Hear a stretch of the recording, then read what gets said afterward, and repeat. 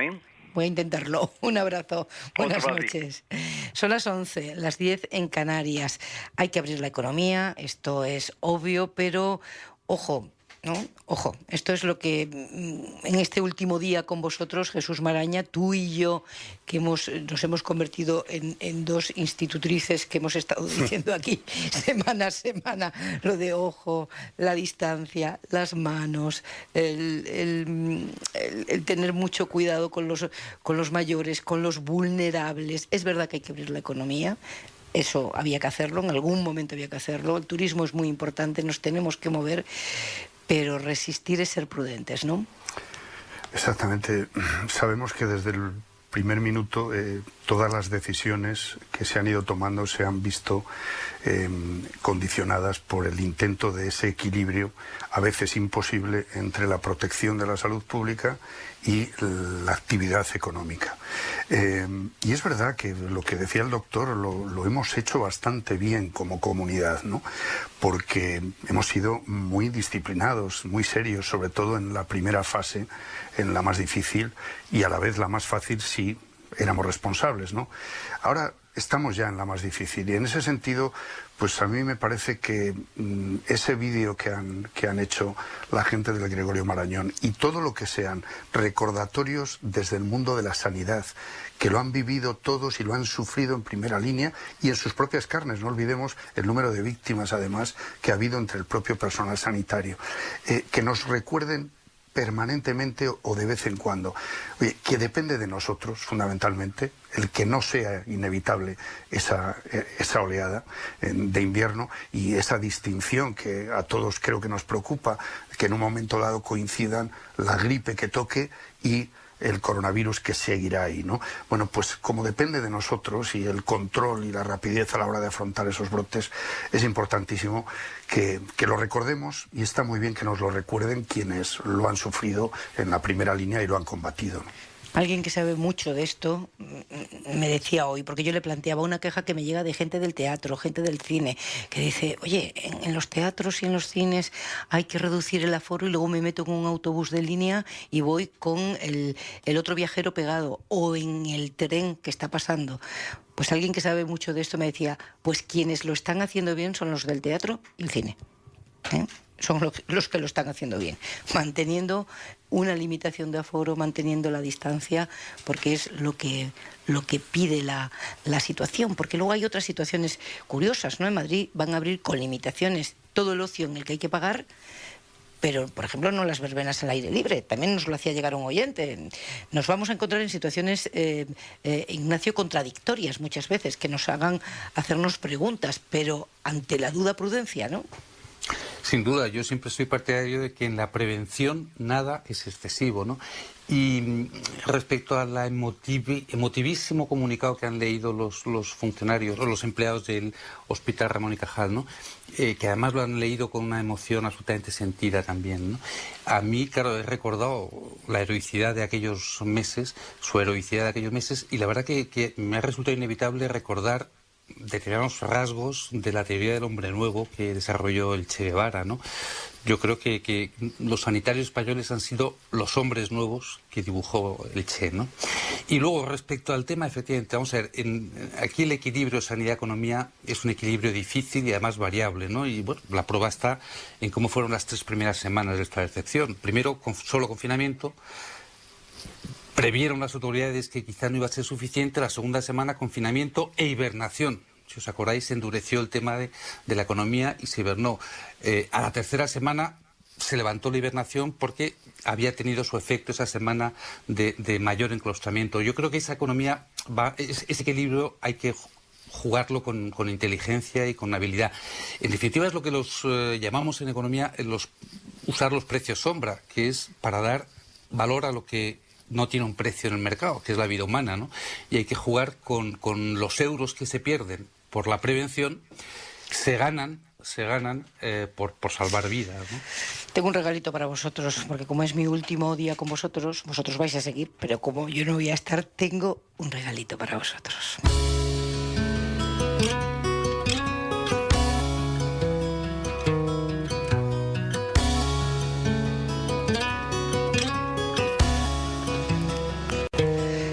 Porque cuando la incertidumbre es tan grande, ¿verdad?, y nos atenaza, hace más falta que nunca la filosofía, y porque queremos despedir la temporada con sabiduría, y la nuestra, la mía, es escasa, vamos a vampirizar esta noche la sabiduría generosa de Emilio Lledó. Muy buenas noches. Buenas noches. ¿Cómo está, Emilio? ¿Cómo está llevando en lo personal este tiempo tan raro? Pues dentro de lo que cabe, bien. Digo dentro de lo que cabe porque la situación, tú lo has dicho muy bien, es un tiempo muy raro. Sí. Sí, con la compañía de los libros, ¿verdad? Sin duda, es una buenísima compañía, ¿eh? Porque los libros, eso de la lectura, conviene que los medios de comunicación, la gente que tiene poder de comunicarse con los otros y de influir en los otros, le den la importancia que merecen, porque fíjate lo que significa que en esta soledad de estos días, ¿no?, de estos meses ya, ¿no?, tú puedas dialogar con autores que escribieron o cuyas obras nos llegan desde hace 24, 25, 27 siglos en nuestra tradición. Me refiero a que una de las lecturas que yo estaba haciendo estos días, a las relecturas obviamente, es la Odisea de Homero, y poder dialogar con Homero a más de 20 siglos de distancia, eso es una maravilla. Pero además no es una exageración mía en absoluto. Cualquier persona con un nivel normal de sensibilidad y de educación puede dialogar con eso. Esa admiración que descubre releyendo. Estaba leyendo los pasajes concretos de la Odisea y cómo adjetivan, cómo el lenguaje se convierte en algo digno de ser querido. El mar de las 1000 voces, dicen de pronto, cuando dicen la palabra mar, le tienen que poner un epíteto, ¿no?, de las 1000 voces. El mar que alimenta peces, no sé, la diosa de reluciente y cabellera llena de sol. Todo eso escrito, supongamos, porque eran versos los que se cantaban, que decían, hace 20 y tantos siglos, 27, 28, tal vez siglos. Eso es admirable, ¿no? Y ese enriquecimiento del lenguaje, ese contacto con el lenguaje, se hace además con una cierta lentitud, con la lectura. Hoy estamos acostumbrados, aunque es un medio interesante, los móviles, pero las informaciones que tienen que ver con el pensamiento, con la lectura, con la literatura, no puede convertirse en un chisporroteo de pequeños mensajes que acaban cegándonos en el sentido un poco cerebral de la palabra. No sé. Como si todo fuera material fungible, ¿verdad? Exacto. Que desaparece a los 2 segundos. Exacto. El mar de las 1000 voces, me lo voy a recordar. Thalasis, dice en griego, ¿no? Fíjate tú qué sensibilidad, ¿no?, para darse cuenta que efectivamente cuando estás al lado del mar oyes, lo descubres, ¿no? Lo oyes, te habla de alguna manera, ¿no? Es casi un bálsamo para estos tiempos de incertidumbre. Verdad. Acaba de publicar Emilio Lledó un libro titulado Fidelidad a Grecia, precisamente un recopilatorio de textos, de artículos que defienden esa mirada a la cultura clásica, a la filosofía, pero también una mirada combativa sobre el mundo. ¿Qué nos dicen los clásicos sobre esta situación inexperimentada? Copio la palabra que le leí en una entrevista en El País, palabra que no existe, pero que es tan exacta, Emilio, para lo que estamos viviendo, inexperimentado. ¿Qué nos dicen los clásicos para esta situación? Bueno, ellos sabían fíjate que pandemos tiene un sentido, pandemia es todo el pueblo, ¿no? Pero en la literatura griega, pandemia era cuando todo el pueblo tenía que acudir a discutir algo en el ágora, en la época ya de la democracia ateniense. Pero una de las cosas, discutir quiero decir, hablar, algo de lo que conviene, que por eso que las lenguas clásicas, y no es por el hecho de que yo haya estudiado lenguas clásicas de joven y siga leyéndolas, sino que es que nos han entregado una serie de conceptos tan maravillosos que han quedado a lo largo de la historia, y de utilizarlas como patinando sobre ellos, han quedado con otro concepto que me parece que es un lenguaje refrito, remachacado, escurridizo, resbaladizo, y eso pasa en el lenguaje también. Congelamos, se nos hiela muchas veces, porque tenemos tantos medios de información hoy que el lenguaje fluye, que duda cabe, pero acaba paralizándose. Nos encontramos con palabras refritas, no cuecen, no arden de vida, sino que están refritas, recalentadas, casi olvidadas de lo que realmente significa. Y eso es lo que nos hace descubrir la literatura, la buena literatura. Y estos días de confinamiento, sí, pues he descubierto, haciendo una lectura más de la Odisea, he descubierto cómo ese lenguaje era sorprendente para mí, porque me enriquecía, me iluminaba las palabras en las que se expresaba esos personajes, ¿no? Y lo traías a este momento que estamos viviendo. ¿Qué nos dicen para salir del miedo que provoca la incertidumbre, no lo desconocido, por supuesto, lo inexperimentado? Exacto, pero es que hay que, eso no depende ya de lo que digamos, por eso yo creo que hay que evitar un poco el cerebro virus, ¿no? Porque estamos hablando tanto sobre eso. El confinar tiene que ver con establecer límites y sentirte como estrechado, como no poderte mover. Y claro, el desconfinamiento era la lectura, el descubrir una vez más la compañía de la literatura de los clásicos, la maravillosa compañía de estos libros que llenan mi casa y que son un poco parte de mi vida y que me la dan continuamente. En ese libro que edita Taurus defiende Emilio Lledó un ideal de decencia, de justicia, de igualdad. Acaba Emilio de firmar un manifiesto, el manifiesto Hay Salida, que defiende una salida social a todas las crisis que tiene aparejada la pandemia. Parece obvio, ¿verdad, Emilio, que toca fortalecer lo público ahora? Sin duda, eso me alegra que hayas sacado este tema, que es fundamental. Yo creo totalmente en lo público y me parece monstruoso. El abandono de lo público es la muerte de la democracia. La defensa de lo público es lo que hace vivir la democracia. Sí, y la pone en riesgo su ausencia. Estamos en un momento donde vuelve el debate de la libertad de expresión, lo pensaba escuchándote, porque hay una reflexión en el libro muy interesante. Dice Emilio Lledó, la deseable libertad de expresión no tiene nada que ver con que podamos decir lo que pensamos, sino con que podamos pensar lo que decimos. Pero eso de pensar, Emilio, ¿a qué hora nos toca? Lo de pensar. ¿Quién está pensando en este mundo? Pues podemos pensar todos, porque fíjate, la primera línea de la metafísica de Aristóteles, de hace 24 siglos, dice, todos los seres humanos quieren saber. Fíjate, eidenai, quieren ver y saber.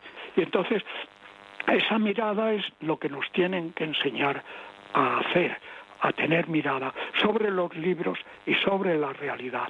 Habla también en el libro de la desmemoria, la nueva teología de la tecnología y las pantallas, de una educación entontecedora, incapaz de promover el verdadero conocimiento y esta libertad intelectual de mirar y de deglutir bien lo que vemos. ¿Van a poder con nosotros las fake news, todo este mundo de las redes sociales que fomenta la pérdida de los hechos, como por ejemplo para los periodistas, la parte central de nuestro trabajo, las realidades alternativas? ¿Van a poder con la democracia y con nosotros? Confío que no, Pepa, porque si no sería la muerte de la cultura, la muerte de la vida. Y por eso tenemos también que defender a la naturaleza. Pepa, hay una frase famosa de un gran filósofo que dice, estoy harto, de un filósofo alemán, del idealismo alemán, que dice, estoy harto de que me habléis del bien, de la justicia, de la verdad. Por favor, enseñarme de una vez para siempre a practicarlas y a crearlas. Y eso está dicho también en la tradición griega y está de alguna manera en este librito por el que tú me preguntas. Yo comprendo que el coche que da eso, da riqueza y tal, crea puestos de trabajo, pero con los puestos de trabajo se pueden hacer de mil maneras y otras cosas. Es un poco el crear puestos de trabajo se ha convertido en un tópico de la cultura contemporánea económica, ¿sabes? Claro que es importante que la gente tenga trabajo, pero se puede hacer creando otros tipos de trabajo, creando universidad y escuelas que creen además el afán de emprender, pero no emprender negocietes, vamos, que haya habido alguna universidad privada que haya dicho, mande usted sus niños lo he oído, no me lo estoy inventando, mande usted sus niños vamos, lo dirían con otras palabras, pero el tema es el mismo, a esta universidad que nada más acabe la carrera estará colocado, estará descolocado. Vaya hostia, que el que pueda ir a la universidad es un privilegio, pero para estudiar química orgánica o filosofía o lingüística inglesa o anatomía patológica, pero encarnízate, entrégate a ese conocimiento, entrégate a eso varios años, que es como una especie de descanso, ¿verdad? Y de profundizar en lo que crea cultura. Porque la cultura no la crea solo la economía. La cultura la crea nación, crea vida, crea patriotismo y no de trapo. Que hay un patriotismo de trapo que yo no entiendo jamás. El patriotismo es crear libertad intelectual, crear escuelas públicas que efectivamente sean creadoras, ¿no?, de libertad y crear posibilidades y de vivir libremente, entendiendo, sabiendo, captando lo que es la política, que es, según decía también un filósofo griego concretamente Aristóteles, es la más arquitectónica de las ciencias, porque las comprende a todas. Fíjate qué definición tan hermosa. Sí. O sea, la política era y utiliza esta palabra para que vea si casi todo el vocabulario intelectual, o una buena parte, perdón, lo tenemos de los griegos. Viene de allí, sí. Claro. Sí, a los jóvenes hay que decirles que ese tiempo maravilloso de la universidad es el único en el que tendrán en su vida, en el que no tienen más obligación que aprender, que adquirir conocimiento. Luego seguirán aprendiendo, pero ya tendrán que hacerse cargo de sus vidas, trabajar, pero ese tiempo no tienen otra obligación más que regarse, ¿no? Regarse. Sin duda, totalmente de acuerdo, Pepa. Y es un privilegio, ¿no? Es un privilegio, sí. Es un tiempo espléndido.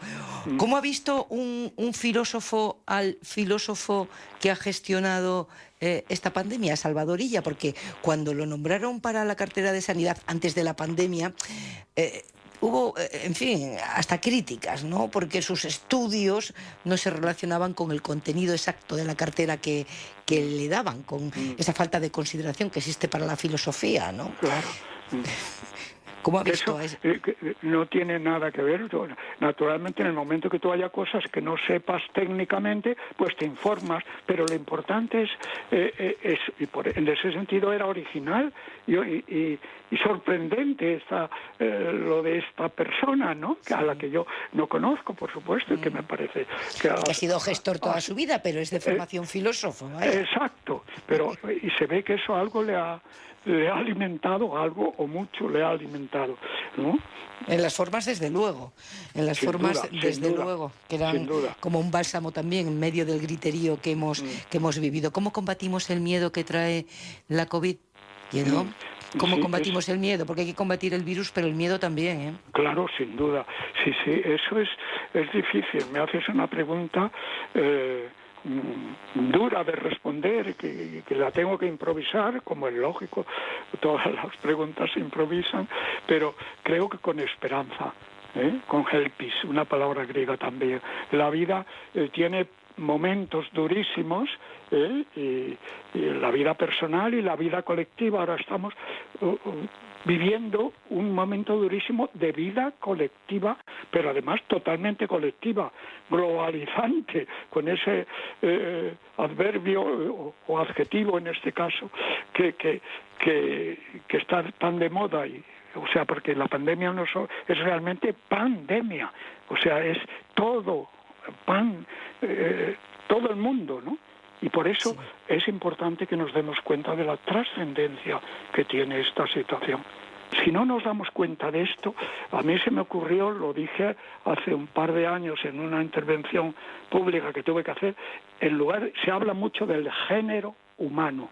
Pues yo me gustaría, estoy trabajando en un librito que se llama El desgénero humano.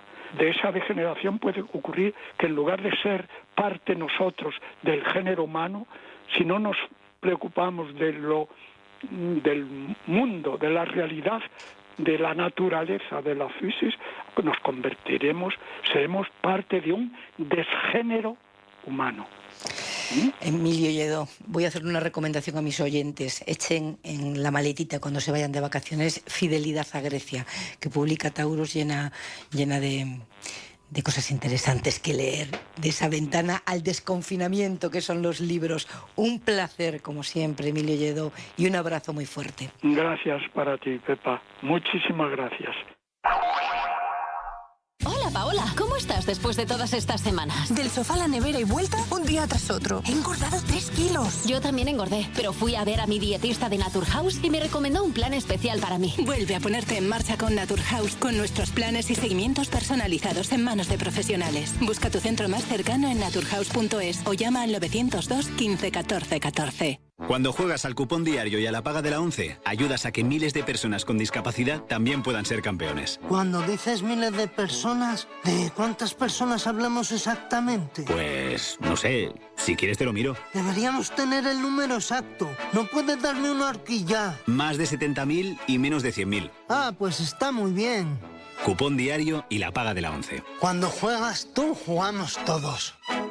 Juega responsablemente y solo si eres mayor de edad. Hora 25. Pepa Bueno.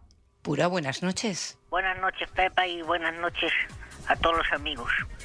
Tengo una penica, pero de verdad gorda. Una penica que no me la puedo quitar de encima, porque hoy es mi última participación del año y a mí estas cosas me dan mucha lástima, porque a mi edad una ya no sabe si a la vuelta va a tener fuerzas para regresar, o ganas, o energía. Yo cuando era más joven y la gente decía hasta septiembre, pues yo ya sabía que septiembre iba a llegar, pero cada año que pasa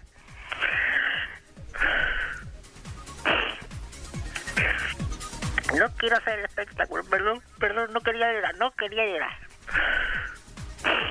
Bueno, Pepa, hija, que me hace feliz que me dejes decir mis cositas aquí en la radio, que descanses mucho tú y tu equipo, y por favor llevad mascarillas y no juntáis mucho ni os toquéis mucho. Y si, Pepa, si haces una fiesta, cuidadico, que los de la radio además tenéis que dar ejemplo, que no te hagan una foto este verano, Pepa, en una orgía sin mascarilla o algo. Bueno, Pepa y oyentes, sed muy felices y por favor la mascarilla, y no os olvidéis de mí ni os olvidéis de lo que ha pasado. Os quiero mucho, de verdad, hijos. Pura Rodríguez, Cadena Ser. Con distancia. Descansa mucho. Un beso. Jesús Maraña, te lo has pasado bien con Emilio Lledó, que lo sé. No me cansaría nunca de escuchar la sabiduría y la lucidez. Y como es tu último día de la temporada, pues sigue esa receta que nos ha dado, esa doble receta de escuchar el mar y releer a los clásicos. Eso voy a hacer. Disfruta. Hemos resistido y seguiremos resistiendo. Un beso.